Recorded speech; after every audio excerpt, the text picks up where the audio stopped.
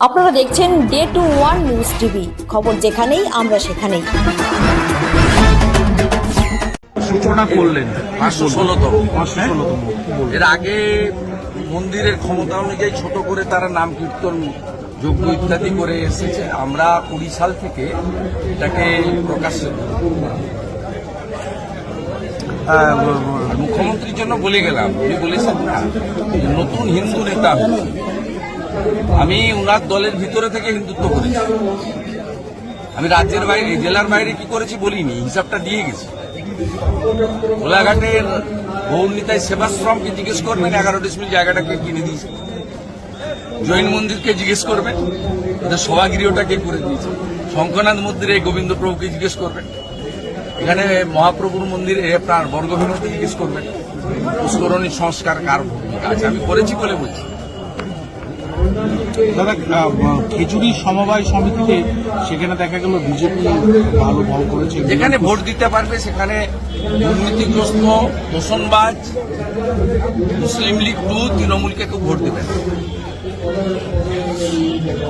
তৃণমূলের কতগুলো মুসলমান নেতা বেছে দেয় আমার গলায় জুতা পরিয়ে টাঙ্গিয়েছে বিকেলবেলা।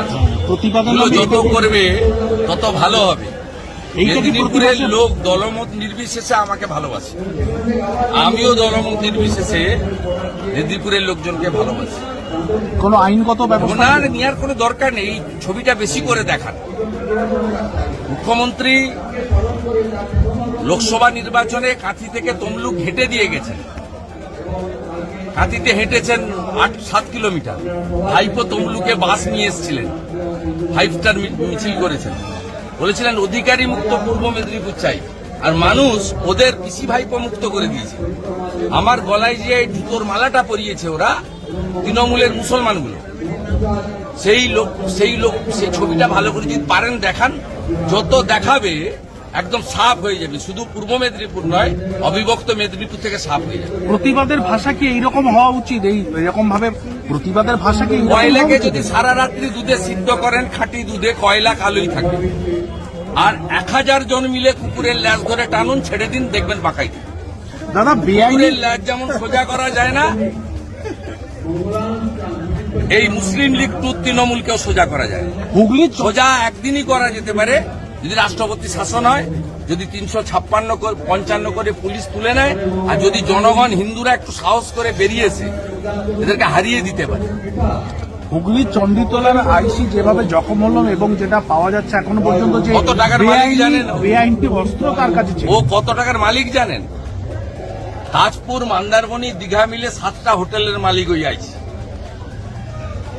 কত টাকার মালিক জানেন? কিছু জানেন না। এরা এক একজন 2 কোটি টাকা দিয়ে পোস্টিং নেয় এইসব থানাতে, সারা রাত্রি গাড়ি আটকে থাকে। ঝাড়খণ্ডের লোক, আসানসোলের লোক, বীরভূমের লোক, পুরুলিয়ার লোক, বাঁকুড়ার লোক। আরো বিভিন্ন খবরের আপডেট জানতে নজর রাখুন ডে টু ওয়ান নিউজ টিভির পর্দায়। আর অবশ্যই সাবস্ক্রাইব করুন day two one news TV. আপনাদের একটি সাবস্ক্রিপশন আমাদের কাছে অত্যন্ত মূল্যবান। ধন্যবাদ।